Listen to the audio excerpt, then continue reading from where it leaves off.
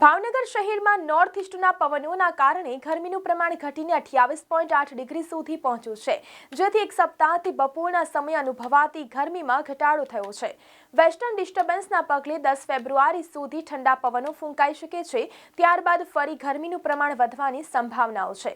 ભાવનગર શહેરમાં સવારથી સાંજ સુધી પવનના સુસવાટા ફૂંકાતા રહ્યા હતા.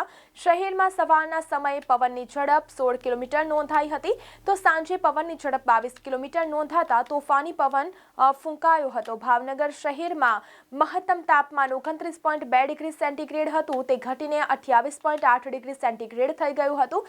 જ્યારે લઘુત્તમ ઉષ્ણ તાપમાન 24 કલાક અગાઉ 20.4 ડિગ્રી હતું, તેમજ 1.4 ડિગ્રી સેન્ટીગ્રેડ ઘટીને 19 ડિગ્રી સેન્ટીગ્રેડ નોંધાતા રાતના સમયે ગુલાબી ઠંડીનો અનુભવ થયો હતો. શહેરમાં સવારે હવામાં ભેજનું પ્રમાણ 77% નોંધાયું હતું, તે સાંજના સમયે 48% થઈ ગયું હતું. ખાસ તો 24 કલાકમાં સાંજના સમયે પવનની ઝડપમાં નોંધપાત્ર વધારો થયો છે.